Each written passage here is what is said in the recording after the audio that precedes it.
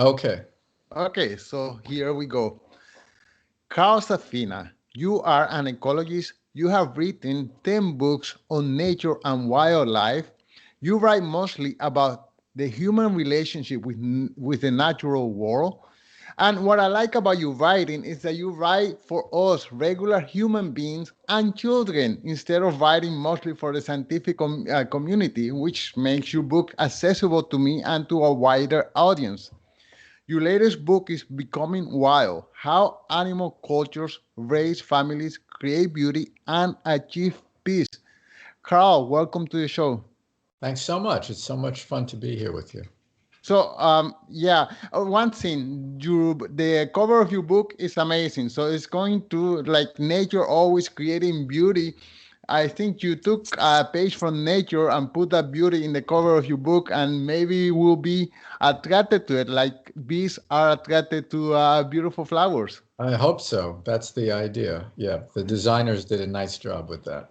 Great. Okay, Carl. So, I'm sure you have spoken about your life story numerous times, but could you give us just a little bit of background story? How is it that you became interested in the natural world?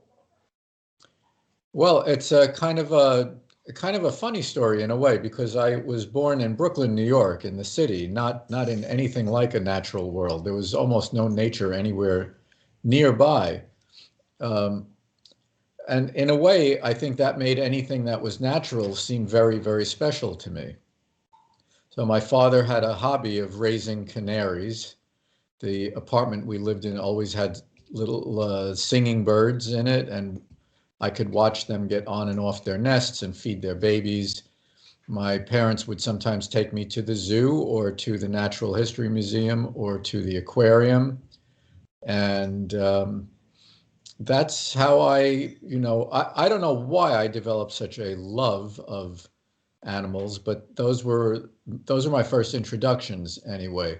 And then I had some pets.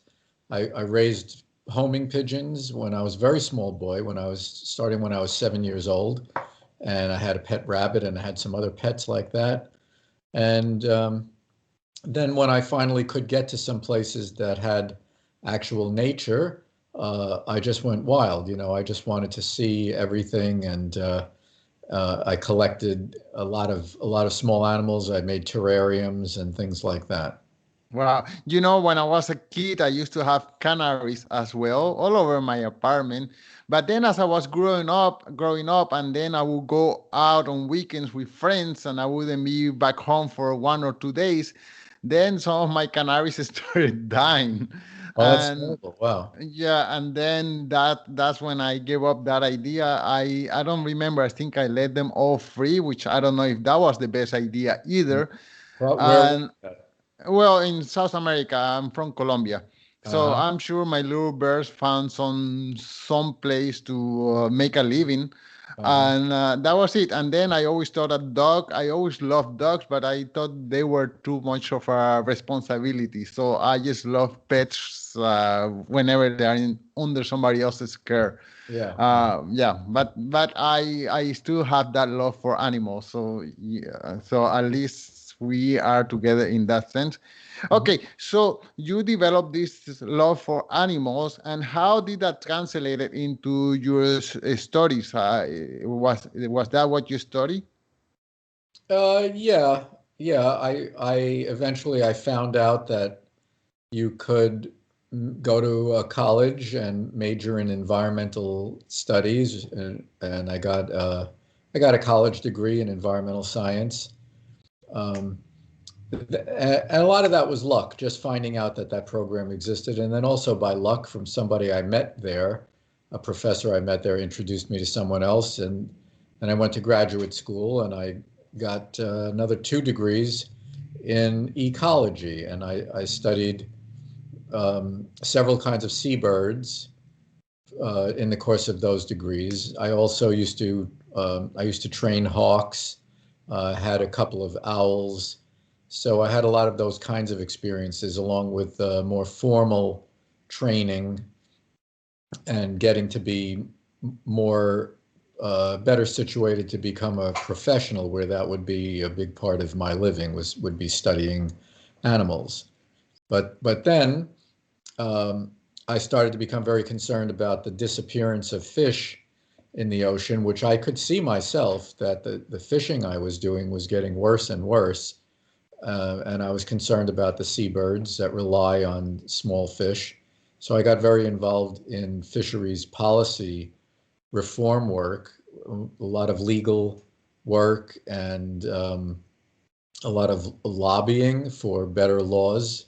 We were very successful at that, actually, and achieved some big improvements of the laws that regulate fishing in the United States. And then my first book was about fisheries and fish policy, but really about the ocean, sort of told through the story of some of these issues and some of these controversies. And then after that first book, I just started writing more and more books that were increasingly focused on animals themselves, nature itself, looking at wild animals as individuals instead of just, a species label and that kind of thing. And to all this time, are you making a living as an ecologist, as a professor? What is your function in society at this time? I until until my second book came out, I was working for one of the big environmental groups, but I had my own research program there with the seabirds, and then I was leading a group that I started within the organization, and that group was the Fisheries Policy Ocean Conservation Group, and I worked with that for quite a long time, about 13 years within that larger environmental group. And then I left that group to start an independent not-for-profit. And then in a series of steps, I also became a professor. So I have the not-for-profit now, and I'm a professor. I write books, I do a lot of speaking, and that's basically how I work and how I make a living. All right. Okay, perfect. And what was the motivation to write this book, Becoming Wild? Well, when I wrote the previous book, which is called Beyond Words, which is about what animals think and feel, animal cognition and animal emotion, there was a part of it that got into the idea of culture in non-human animals. And I thought that a natural extension of Beyond Words would be a book about culture, but then the culture book turned out to be more of a book on its own. It's a lot different from the book before it, and it is about culture in what is culture. Even helps us really understand why culture exists in humans and why we have some of the cultural problems that we have in humans. If you understand culture as something that many animals have, you understand some of the problems it can cause. And it does cause those problems in human beings as well. Right. Okay. So in the book, you cover three different cultures. You cover the culture of the sperm whale, the scarlet Macau, and the chimpanzees, Musa. So can you tell us a little bit about each one of these cultures and how they relate to us humans? Yeah, the sperm whales live in female-led families, and the males, when the males get to be becoming adult, they leave.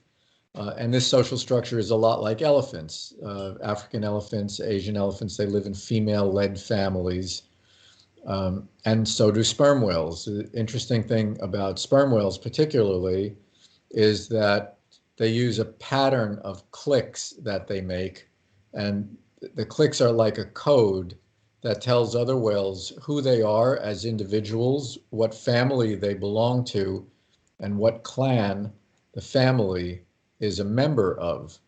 And sperm whales are the only other animals known besides human beings that can tell whether a total stranger that they have met for the first time is a member of their cultural group, their clan, or not. Humans can tell because we have cultural signs and signals like our language, religious insignias, sports insignias, flags, and things like that. And so humans can tell if somebody you just meet is a member of a cultural group that you are a member of, and sperm whales can tell that also. And they're the only other animals known that can tell whether a total stranger is a member of their group. So, and they're very devoted to their families. Each cultural group does something differently that is their tradition and their special way of making a living. And that's one of the reasons why cultural groups don't like to mix with other cultural groups, because they all do things differently. Culture answers the question of how do we live here? And that the answer varies from group to group. Now, with the macaws, I talk about how culture creates beauty, because the macaws, when they're choosing mates, they choose the ones that are the most extravagantly colored, the most brightly colored, and this creates the colors that we see in these birds, which is extraordinary. Um, their their taste for beauty is kind of arbitrary. There's nothing really practical about it, and it helps to explain our taste for beauty as well, why we have this strange capacity. But it also raises, I think, a big mystery, which is why does the color and the brightness that appeals to these birds also appeal to us?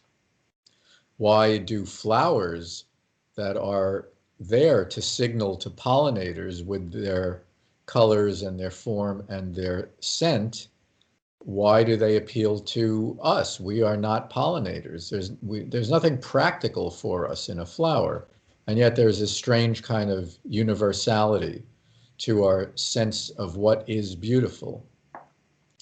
And the third section of the book is about cultures in chimpanzees. Chimpanzees show us that if you live in a social group, there are great advantages to being in a social group, but also a social group guarantees that there will be social tensions. So if you live in a social group, and humans do, you need to have skills to be able to reconcile and forgive and get over it, which chimpanzees have those skills. So I think that's very instructive for the Yeah, rest.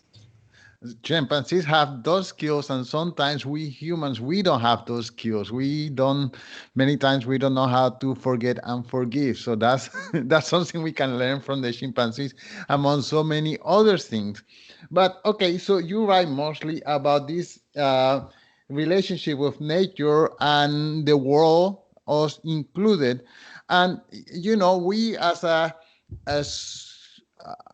as a species, we continue growing, taking more and more territory and displacing other animals from their habitat.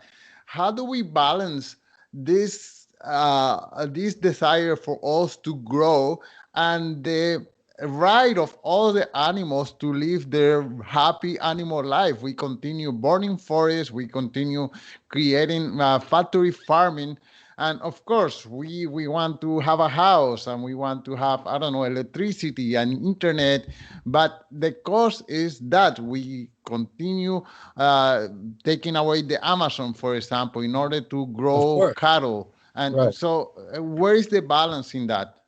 Well, right now there is absolutely no balance in it because we continue to grow. That's not a balanced formula. Everybody wants something. Many people want, you know, comfort, dignity, a certain amount of safety, but you can't provide these things. You can't even provide the basic things. You can't even provide just enough food for more and more and more people without destroying a planet that cannot grow.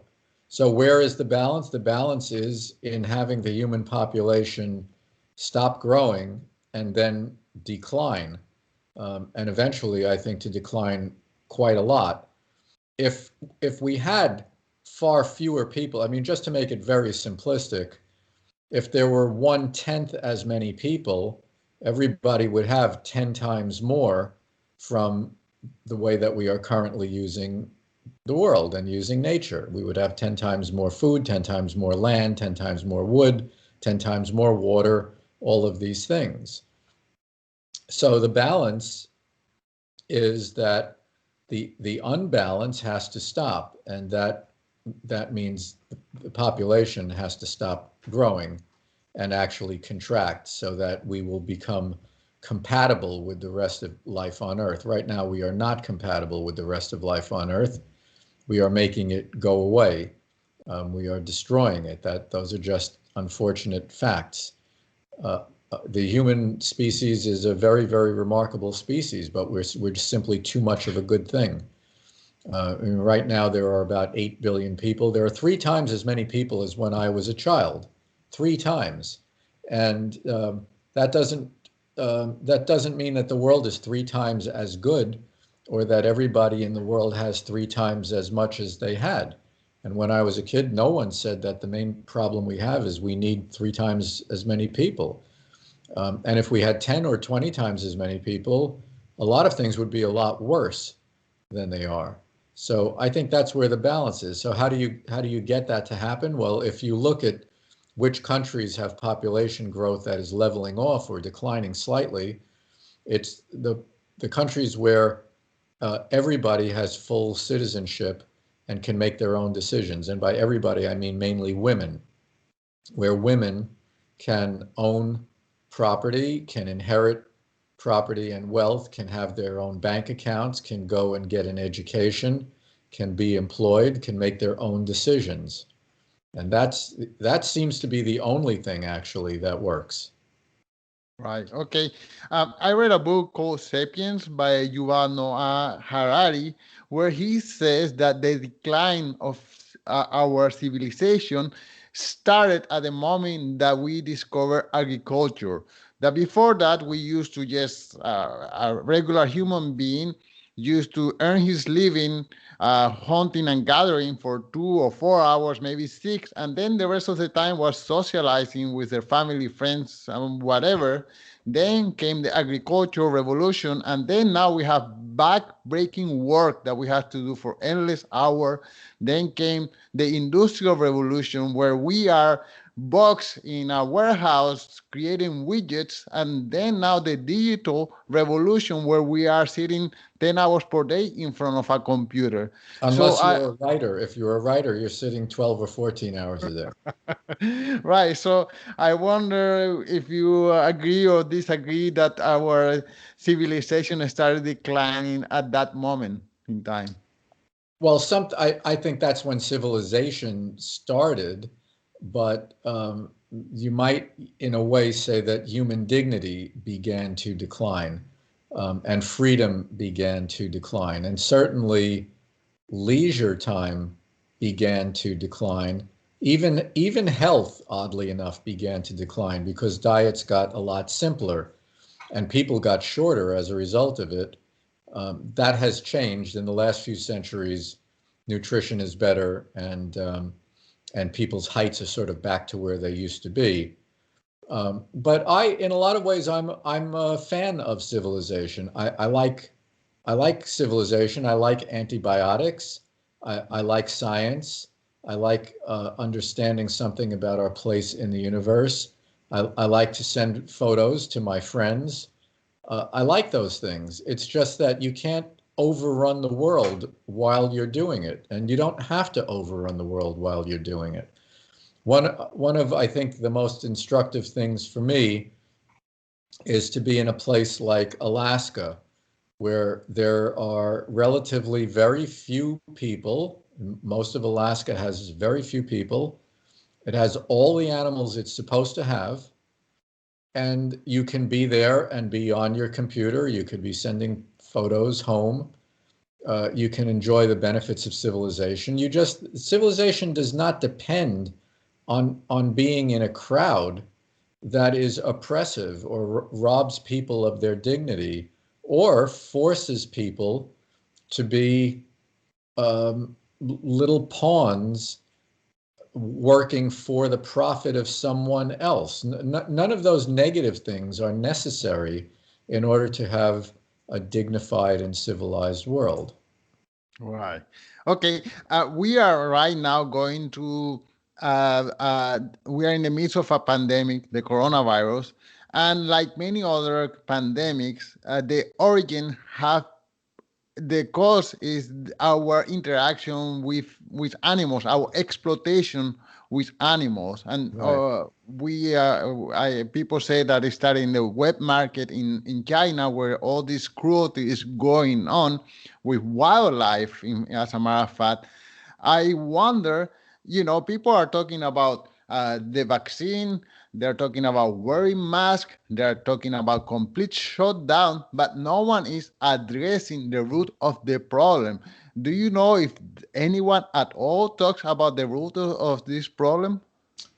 Well, I've written about the root of the problem, and so have, quite a few other people at this point. All of the animal rights groups, it took them no time to figure out that this was a big problem. And before it was a big problem, we had quite a few. I mean, in the last 30 years, we've had quite a few new diseases and new epidemics that have come from abuse of animals and intensive use of animals and using new animals and mixing them all up and creating these giant laboratories, really unintentional laboratories, where viruses can try all new experiments and see if they can figure out a way to infect a species that has 7 billion, 8 billion members, which is us. And this is one that got out of control. Luckily for us, this is far from the most deadly epidemic that we've had in the last 30 years. Some of them killed 60 or 80% of the people they infect. Coronavirus is killing about 3% of the people it infects. If one of the other ones had gotten out of control, we would have unimaginable chaos in the world, something more like the Black Death of the Middle Ages. Um, and people wrote about this in the early 90s, that these were risks that we were running, that these were problems, and they were not addressed.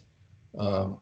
the Obama administration in the United States created a pandemic panel to try to be ready and make some good policies, and then who got rid of that panel and really horrendously mismanaged and politicized the approach to this disease in the United States, which is really terrible, and all of us are suffering the consequences of that.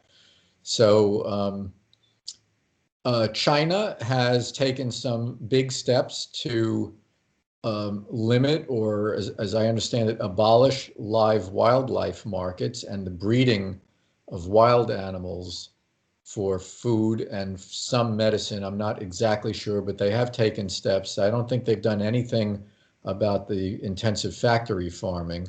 But this is another thing that gets worse with the increasing human population. The more and more people you have, the more densely they live, the more they are off the land and in cities, the more there is an incentive to create ever bigger, more intensive factory farming, which creates obviously not only a lot of misery for billions of animals, but these new epidemics that can and will again be deadly to many people.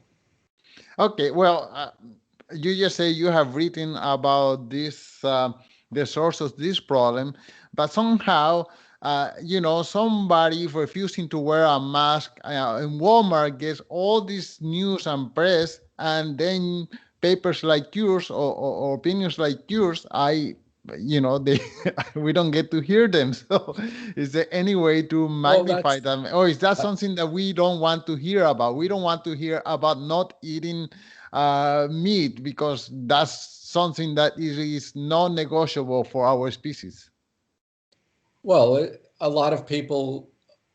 First of all, we are trying to talk about that right now, and it will not get to be in front of a huge audience the way that not wearing a mask has become a gigantic issue in some places, especially the United States, in the last 6 or 8 months.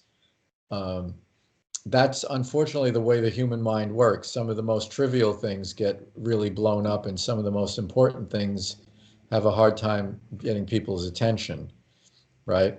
So there are a minority of people who are I guess you'd say, open to and have open to the idea that eating meat is a problem for a lot of reasons, and a few people who do things like eat a lot less meat or are vegetarian or are vegan. But a lot of people just don't think about it. They just don't think they are that important. They don't think the issue is that important. They're not exposed to the information. And so they just continue doing things the way they've always done it. And of course, the enormous amount of money and the corporations that are involved in creating factory farms and this kind of industrialized meat, they have a lot of advertising power. You may have seen today that the first product has gone on the market made with meat that doesn't come from a living animal. It's cell cultures of an animal that are grown in containers in a laboratory. This is, ironically, this is an idea I had when I was 20 years old, but I certainly didn't know how you would even begin to work on anything like this. I wasn't particularly personally interested in working on it, and these problems were not remotely as well known. I just thought, well, if raising animals the way that we do it creates cruelty, and killing them creates some additional suffering, although not as much as the way we make them live.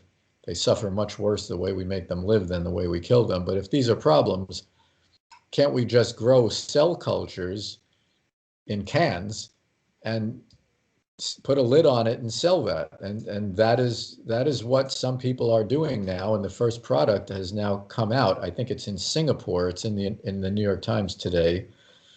And then we have these other products that are made to taste and be chemically composed like meat, like the Beyond Meat, the Beyond Burgers, Impossible Foods products, and those kinds of things. So those are getting some market share, and I think all of that is basically a good thing.